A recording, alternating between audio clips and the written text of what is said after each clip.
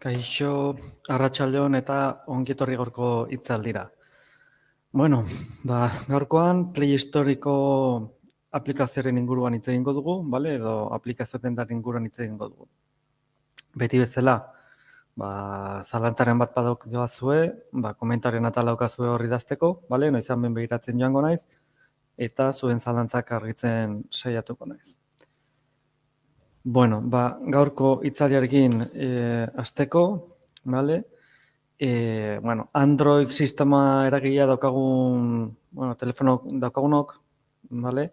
Aplikazioak lortzeko modu zuzenena, interesgarriena eta seguruena azkenean telefonoarekin datorren Google Play aplikazio hori erabiltzea izaten da. Googleek eskaintzen duen aplikazioa da, eta aplikazio honekin nolabait Googleek onartutako aplikazio dendara sartzen gara. Hemen diapositiban daukazuen testu irakurriko dizuet oraintxe, bale? Google Play aplikazio mugikorren plataforma bada, Androiden sistema eragilea duten gailuetarako. Bai eta lineako denda bat ere. Plataforma horri esker, erabiltzaileek aplikazioak, musika, liburuak, aldizkariak eta filmak nabigatu eta deskargatu ditzakete. Aplikazioek Play Storeko aplikazio mugikorraren bidez deskarga daitezke. Lehen aipatu izan bezala, Google Play azkenean denda bat dela esan dezakegu, eta denda horretan gauza ezberdinak lortu ditzakegu, bai? Aplikazioak alde batetik, jokuak bestetik, musikak, liburuak, bale? Filmak, pixkat denetik. Hauetako gauza batzuk dohainik izango dira, beste batzuk ordaindu egin beharko ditugu, beste kasu batzuetan naiz eta aplikazioa edo jokua berez dohainik izan, hauen barruan funtzio batzuk edo aukera batzuk ordaindu egin behar izango dira, bale? Suskripzio baten bitartez, edo, bakoitzak nolabait jartzen duen sistemaren bitartez. Azkenean hor, aplikazioak ateratzen duen enpresaren era, bereek aukeratzen dute ze sistema erabili nahi duten, nolabait bezeroak, bezeroi dirua ateratzeko, edo zuzenean dana doainik. Beraz, beraien esku geratzen da zati hori. Nola erabiltzen den Play Storea? Nahiko simplea da, bale? Edozein webunetan izaten dugun bezala, alde batetik bilatzeko barra izango dugu, bestetik nolabait aplikazioak berak komendatzen dizkigun app ezberdinak agertuko dira, bale? Kasu honetan, bilatzea erabilita, bertan idatziko dugu bilatu nahi dugun aplikazio edo jokoaren izena, eta dendak, bere datu basean bilatuko du, guk idatzitako testuaren arabera, zer den antzekoena edo ze aukera nolabait eskaintzen dizkigun. Beraz, lista eta agertuko zaigu, bertan nahi dugun aplikazioa aukeratuko dugu, eta aplikazio aukeratzen dugunean, eskuialden daukazuen irudia ikusiko genuke, bale? Kasu honetan, WhatsApp aplikazioaren lehioa edo agertzen zaigu, bale? Baina, kasu honetan, aukeratzen dugun aplikazioen arabera, hemen bere irudiak eta bere informazioa agertuko litzateke, bale? Kasu honetan, WhatsApp aplikazioaren informazioa agertzen da, bere pegi kodigoarekin, zenbat deskarga izan dituen, zen nota eman dion jendeak, eta horren azpian, nolabait produktuaren irudi batzuk edo bideo batzuk, jendeak ikustetzen, aplikazioa nolakoa den, nola erabiltzen den, eta bale? Beraz, aplikazioko instalatu nahi dugun aplikazioa joku aukeratzen dugunean, lehen esan dizuetan irudia agertuko zaigu, da aplikazioaren informazioa eta botoi bat agertzen zaigu. Kasu honetan, WhatsApp doainik denez, instalatu jartzen du botoi horretan. Aplikazioa doainik izango ez balitz, instalatu tekstu horren ordez, aplikazioa jokoaren prezioa agertuko litzateke bertan. Vale? Kasu honetan, irudiaren adibidea WhatsApp aplikazioa da, eta WhatsApp aplikazioa doainik da. Vale? Beraz, kasu honetan, prezioaren ordez, instalatu testu agertuko da botoi horretan. Hori kontuan izan behar da, instalatu horretik. Vale? Arazorik izan ez baldin badugu. Hori da, edozein aplikazio instalatzeko nolabait jarraitu behar dugun prozesua. Baina, edozein aplikaziorekin gertatzen den bezala gaur egun, aplikazioen arabera, telefonaren atal ezberdinak erabiltzea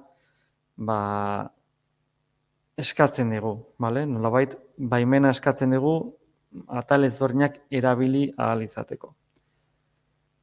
Eta, irudian diapositiban daukazuen testu irakurriko zorren goz. Aplikazio bat instalatu horretik, aplikazioa bilatu, sakatu info aplikazioa, scroll egiten dugu, baimenak lortu arte. Sakatu ikusi gehiago, baimenak egiaztatuko ditugu. Aplikazioaren instalazioa egin baino lehenago, horrelako informazioa begiratu beharko genuke. Kasu honetan, baimenak oraindik ez dizkigu eskatzen kasu honetan, aplikazioaren pantaila horretan agertzen zeguna da aplikazioaren inguruko informazioa. Zer behar duen funtzionatzeko, nola erabili behar den edo zer egin daiteken aplikazio horrekin, eta kasu honetan irudian agertzen den bezala, WhatsAppek nolabait erabili behar dituen atalak hor agertzen denak dira. Kamera, kontaktuak, kokapena, mikrofonoa, deien erregistroa eta telefonoa edo telefono zenbakiak. Aplikazio bakoitzak bere beharrak dauzka eta informazioko atala honetan behar horien informazioa ere emango digu jakinarazteko, behin aplikazio instalatuta, zer behar izango duen aplikazioa behar bezala funtzionatu alizateko. Beraz, baimen horiek aplikazio instalatuta gero, baimen horiek eman behar izango dizkiogu. Beraz, app-ak instalatzean ematen dira baimenak, kasuaren abera, normalean, instalazioaren prozesu horretan baimenak eskatzen dizkigu, ez badizkigu ematen, ondoren ere eman daitezke, edo zen momentutan eman daitezke baimenak, baina kasu askotan normalean, instalazioko prozesu horretan baimenak eskatuko dizkigu. Eta baimen hauek ematen ditugunean, kontu zibili behar da. Pixkat pentsatu beharra daukagu, koherenteak izan behar dute aplikazioaren funtzioaren eta aplikazioaren funtzioarekin. Hemen bi adibide jarri ditugu. Meteorologiko aplikazio batean, kokapeneko baimena zentzua dauka. Hau da, GPS, kokapena, ubikazion, GPS, deitu nahi dezuten bezala, funtzio horren baimen hori ematea meteorologiako aplikazio batean zentzua dauka? Bai, zergatik? Aplikazio horrek gure kokapena kontuan hartzen duelako eguraldiaren iragarpena emateko. Bestela guk adierazi behar izango diogu nongo eguraldia nahi dugun. Baina, hasiera batean, telefonoa dagoen tokiaren informazioa emateko, eguraldiko informazioa kasu honetan, kokapena erabili beharko du. Beraz, kokapeneko funtzio hori erabiltzeko baimena eman behar zaio. Bestela, hori ezingo luke egin eta bigarrengo aukera izango litzateke gu eskuz esatea, esaidazu herrialde honetako eguraldia mesedez. Bestela, berak ez daki nongo informazioa nahi dugun. Kontrako kasu batean, adibidez, kalkulagailuko aplikazio batean, ez dauka zentzurik kokapeneko baimen hori ematea. Zergatik, kalkuladora batean, kalkulagailu horrek ariketa matematikoak egiteko ez du ezertan gure kokapena behar, bale? Beraz, pixkat pentsatu beharra daukagu baimen hauek ematen ditugunean, bale? Eta aplikazioaren funtzionamendurako beharrezkoa ez baldin bada hori ematea, gomendagarriena izango litzateke baimen horiek ez ematea, bale? Eta beste aplikazio bat bilatzea, lan hori egiteko, eta baimen horiek eskatzen ez dituena, bale? Pixkat, zentzuz jokatu beharra daukagu, bale? Bueno, kaixo Izaro, arratsaldeon. Oraingoz ez daukazue zalantzarik, beraz aurrera jarraituko dut. Ze baimen motak dauzkagu. Hemen kontuan izan barra daukagu, telefono guztiak ez direla berdinak, edo Android dispositibo guztiak ez direla berdinak, ez dauzkate aukera berdinak. Beraz, kasu batzuetan, aplikazio bat, telefono edo gailu batzuek, aukera gehiago izango dituzte beste batzuk baino, bale? Aukeren artean ze aukera dauzkagu? Hasteko gorputzeko sensoreak, bale? Zure bizi konstantei buruzko sentsoren informazioa lortzen dute, bale? Bihotz taupadak nolabait neurtzeko funtzioa izan dezakete gailu batzuek, bale? Kaso hietan ere, baimen eman bartzaile, nolabait funtzio hori erabilizateko, bale? Guk ez badugu nahi sistema horrek edo gailu horrek informazio hori lortzerik ez badugu, funtzio hori, baimen horiek ez dizkiogu emango, bale? Eta hemen kontuan izan barraukagu ez badiogu baimen hori ematen, gero ezin dioguna da aplikazio horri eskatu informazio hori ematea, bale? Azkenan gailuak informazioa lortzeko tresna edo atal ezberdinak erabiltzen dituzte, eta bihotz tapa lortzeko funtzio bat erabiltzen dute, horren baimena ez badiogu ematen ezingo du informazio hori lortu, bale? Zentzuzko gauza bada. Eta beste guztiekin gauza bera gertatzen da. Bale, beste aukera bat, jarduera fisikoa, zure jarduerei buruzko informazioa lortzen dute. Hala nola, oinez edo bizikletaz egindako bilaldeak, pausen kontaketa eta gehiago. Hori, hemen ez gaude bakarrik telefono gailuetaz ari bakarrik, bale? Baizik eta Android sistema erabiltzen duten gailu ezberdinen inguruan, bale? Azkenen gaur egun gailu askori, bale, ordulariak, telefonoak, telebista, bale, sistema askotan aurki dezakegu Android sistema eta aplikazio ezberdinak instalatzeko aukera hori, bale? Beraz, daude sistema batzuk jarduera fisikoko informazio hori nolabait biltzen dutenak. Eta, aplikazio batzuei baimena eman informazio hori nolabait lortzeko baimen hori eman informazio hori lortu nahi baldin badugu. Ez badugu nahi, kasu horretan ez litzateke beharrezko izango baimen horiek ematea. Beste aukera bat, mikrofonoa, mikrofono azkenean, telefono hitz egiteko erabiltzen den mikroaren inguruan ari gara, eta adibidez WhatsApp bidez audio bat bidaltzeko mikrofonoaren erabilpena egiten da. WhatsApp bitartez audioak bidali nahi baldin baditugu, ez jasotzeko baizik eta bidaltzeko, mikroa erabiltzeko baimen hori eman behar diogu. Bestela, ezingo du mikroa erabili. Eta horrela, erabiltzen du edozein aplikaziorekin. Aplikazio bakoitzak bere beharrak izango ditu, denek ez dute mikrofonoa erabiltzen. Behar ez duten aplikazioiei, logikoena izango litzateke baimena ez ematea. Kamera. Kamera argazkiak ateratzeko edo bideoak grabatzeko erabiltzen dugu, bale?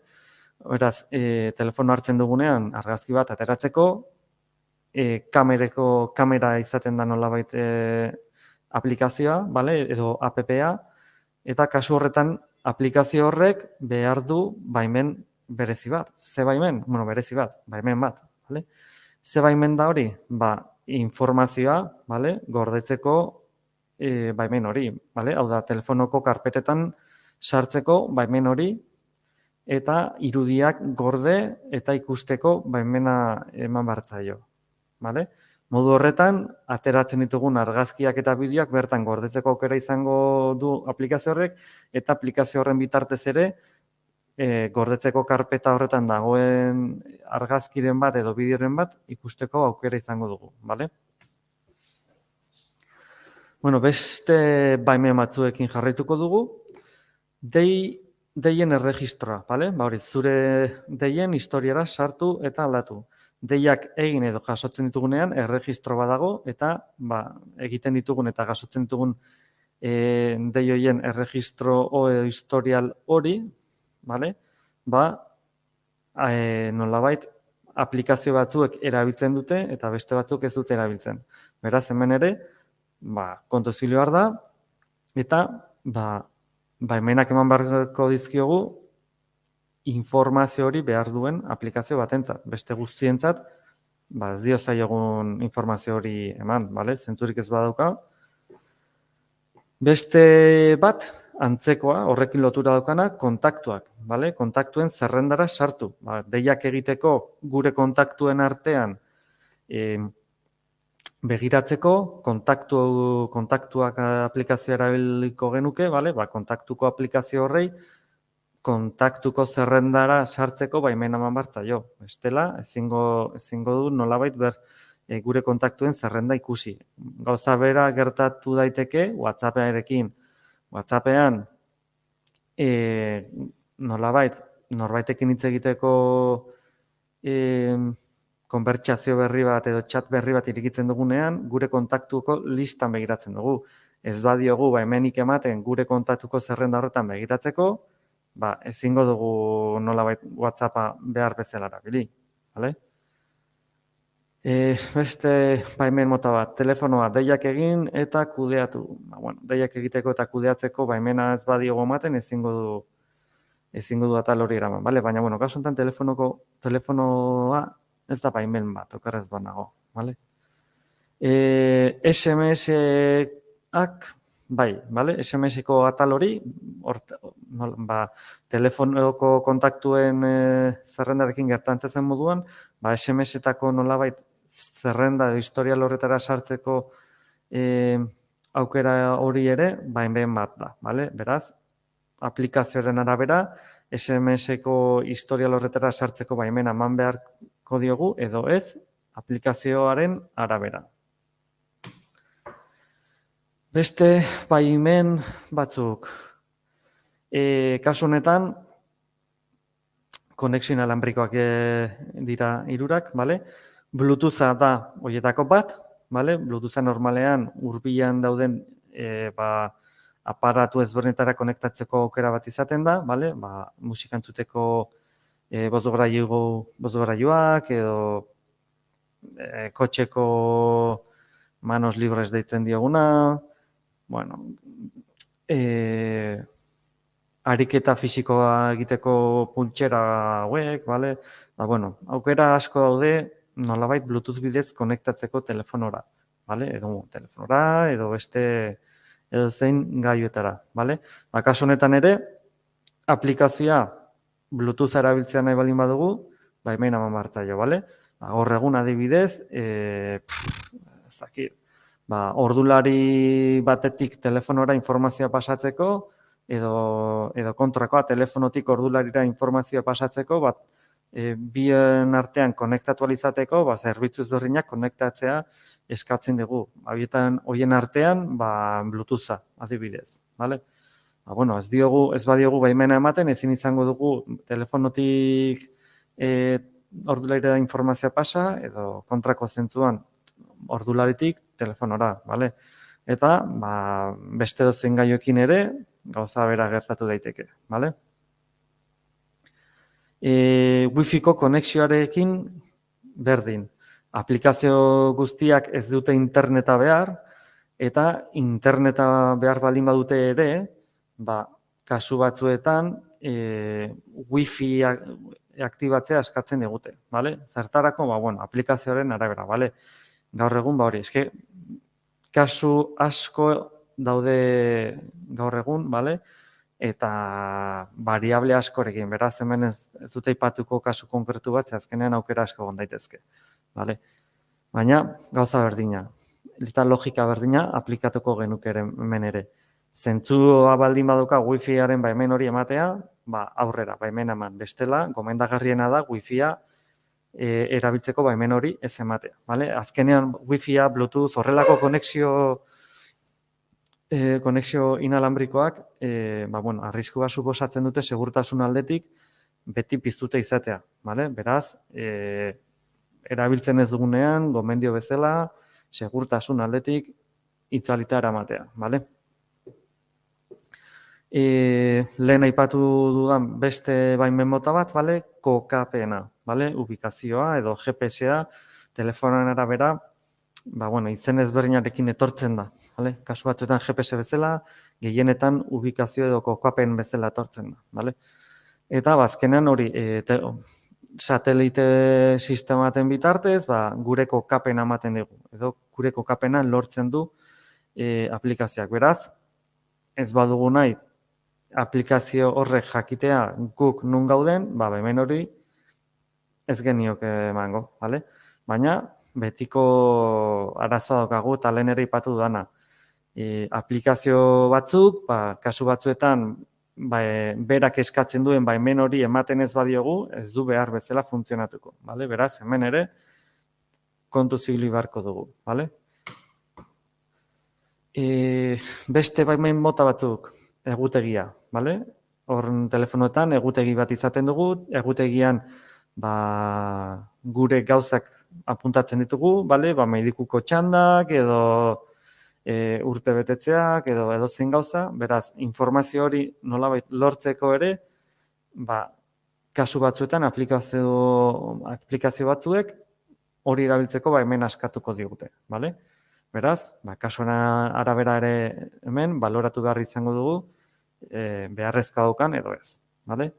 Biltegiratzea hau lehen ere aipatizuet. Vale? Lehen kamera aipatu dut, beraz, WhatsApp bidez argazki bat atera alizateko kamerako baimen hori eskatuko digu. Vale? Beraz, ez badigu baimenik ematen, kamera ezin du erabili. Kasu honetan, lehen aipatu dut, kamera erabiltzeko garaian gordetzeko behar duen baimen hori, hori izango litzateke hain ikusten duguna, biltegiratzea. Kamera erabiltzen dugunean gordetzeko informazioa, gordetzeko baimen hori, hau izango litzateke. Baina kasu batzuetan ez da bakarrik kamera erabiltzeko, baizik eta WhatsApp bidez, bialtzen diguten argazki, bideo, audio, fitxategi edo zer gauza, gordetzeko karpeta batean gorde behar dira, eta hori egin alizateko, biltegiratzeko baimen hori eman behar diogu. Fitxategiak eta multimedia edukiak, argazkiak, multimedia edukiak eta telefono beste fitxategi batzuk erabili. Hau bestaren oso antzekoa da. Hemen gauza da, aplikazioen arabera, baimen hauek pixkat zatikatu egiten dituzte, eta, niretzako aurrekoa eta hau gauza berdina izan litzateke, baina aplikazioen arabera pixkat zatikatu egiten dira, baina azkenean gauza berdina diala, telefonoan daukagun informazio hori ikusteko baimena ematen dugun ez, edo informazio gordetzeko ematen dugun baimena. Azkenean gauza berdina. Eta, pribatutasuna eta segurtasun aldetik, Play Storeen dauden aplikazioak abantail txiki bat daukate, bentsat hasiera batean, ez dute birusik, ez daukate malwarerik, kalitate arau batzuk betetzen dituzte. Hau, suposatzen da horrela dela. Kasu batzuk eman izan dira, egia da oso kasu kutsi izaten direla, baina baten bat eman daiteke eta gertatu daiteke, eta hori kontuan izan behar da, baina, aukeren artean beti gomendatu behar da Play Store erabiltzea aplikazioak lortu alizateko. Ze orokorrean egia da, aplikazioak virusik ez dituztela izaten, malwarerik ere ez dutela izaten, eta bertan nolabait aplikazioa gertu alizateko, Googleek nolabait analisi txiki bat egiten dio aplikazioari, jakiteko segurua den edo ez. Eta konprobazio hori egin eta gero, nolabait dendan publikoki jartzen da. bale? Jendeak aplikazio hori eskuratu ahal izateko, bale? Beraz, aplikazioak edo app-ak lortzeko beste toki batzuk ere badaude, bai, baina ez dira infidagarriak, bale? Beraz, aplikazioak lortzeko garaian, ba, orokorrean, bale, beti Play Storeko atal honetatik lortu zazue, bale? Pribatutasuna eta segurtasunekin jarraituz, aplikazio bat instalatu horretik, garatzaileak gure datuak nola kudeatzen dituen kontsulta dezakegu, bale? Ba hori, lehen hasieran aipatu dugun aplikazioaren pantaila horretan, aplikazioarekin zerikusi daukan informazio asko ematen du, bale? Informazio horren artean, gure datuak jasotzen baldin baituzte, gure datuekin zer egin behar duten adierazi beharra daukate, bale? Eta informazio hori ere hor dago, bale? Zer egiten duten informazio horrekin, non gordetzen den informazio hori, norekin partekatu behar da informazio hori, partekatu behar baldin bada, zer segurtasun praktikak aplikatzen dituzte informazio hori nolabait babesteko, bueno, informazio guzti hori beraien politikan artean eta egoten da, eta hori ikusteko aukera ere izaten da gauza, normalean, informazio hori ez dugu begiratzen. Zeren azkenean, informazioa hori oso ondo dago, baina onartzen baldin badugu aplikazioa erabili daiteke, ez badugu onartzen, ezin dugu aplikazioa erabili, bale? Beraz, bi aukera horien artean, normalean egiten duguna zer izaten da, aplikazio instalatu eta erabili, bale? Eta beraiek nolabait jartzen dizkiguten kondizioiek onartu egiten ditugu, bale? Naiz eta ez irakurri, baina beraiek informazio hori ematen digute. Bale, Play Storea nola konfiguratu? Play Storean sartu, gure profileko aukera bat izango dugu bertan, beraz profilean klikatu, ondoren ezarpena katalean sakatuko dugu, ondoren honi buruz, eta bertan agertuko zaigu gure Play Storearen bertsioa. Beste aplikazio batzuekin gertatzen den bezala ere, Play Storeak bertsio ezberdinak izango ditu, eta, daukagun telefonara era, segun eta ze Android bertsio eta abar, horren arabera, bertsio ezberdin izango da, baina, azkenean gaur egun horrek ez daukagen besteko garrantzirik. Gertatu daitekena da, Play Storean aplikazio bat bilatzen dugunean, segun eta ze gaio erabiltzen ari garen, aplikazio hori bilatzailean agertuko da edo ez da agertuko, Ez bada agertzen da gure telefonoa edo gure gailu horretan ezin daitekelako erabili, Zuzenean erabili ezin daitekenean Play Storeak ez du nolabait aplikazio hori ez dizu erakutsiko. Instalatu baldin baiteke eta erabili baldin baiteke, kasu horretan, aplikazioa bilatzen dugunean, agertu egingo da, Beraz, labur bilduz, Play Storea aplikazioa bete eguneratuta egotea gomendatzen da, bai Play Storea eta bai beste guztiak, eta Play Storeen bitartez nolabait aktualizatuko ditugu beste guztiak ere bai. Normalean automatikoki agertuko zaigu abisu hori edo notifikazio hori. Deskargatu horretik aplikazioaren baimenak egiaztatuko ditugu, baina hori, pixkat zentzuz jokatu, ez eman baimenak edozein gauza erabiltzeko, eta nik gomendatzen dizuet, baimena matea bakarrik aplikazio hori erabiltzen den momentuan. Aplikazio hori erabiltzen den ez denean, nolabait, baimen horiek ez izatea, Normalan hiru aukera izaten dira baimenak emateko, edozein momentutan beti baimena eman aplikazio horri, naiz eta guk aplikazioa ez erabili, beste izaten da baimenik ez ematea, eta hirugarrengo aukera izaten da baimena ematea, baina bakarrik aplikazioa erabiltzen dugun bitartean. Beraz, nik azkeneko gomendatzen dizuet, baimenak emateko garaian.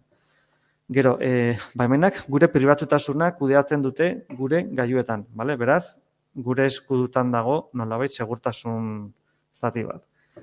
Eta, hainbat baimen mota izango ditugu, eta aplikazioaren arabera, batzuk zuzenean ez dizkigute baimen horiek eskatuko, eta beste batzuk eskatu egingo dizkigute, bale? Bueno, mila esker, gaurkoan hemen gurekin egotagatik, bale? Mila esker Izaro, ze uste dut bakarrik zu gontzarela itzali osoan, bale? Eta, bueno, mila esker gaurkoan gurekin hemen egotagatik. Badakizue, astero itzali berri bat izaten dugula, gai berri batekin, eta hau izan da aste hontako gaia, bale? Gaur maiatzak 7 daukagu, urrengo astean streamingeko plataforma ezberen inguruko itzaldi bat izango da, urrengoa kanper autokara honekin bidaiatzeko gai horren inguruko itzaldi bat izango da, eta hilabetea bukatzeko gure txakur edo maskotarekin bidaiatzeko aplikazioen inguruko itzaldi bat izango da, bale? Bueno, zalantzarik ez baukazute, hemen utziko dugu, bale? Eta urrengo batean ikusiko gara, bale? Mila esker Izaro, eta beste guzti ere bai, eta urrengora arte. Agur!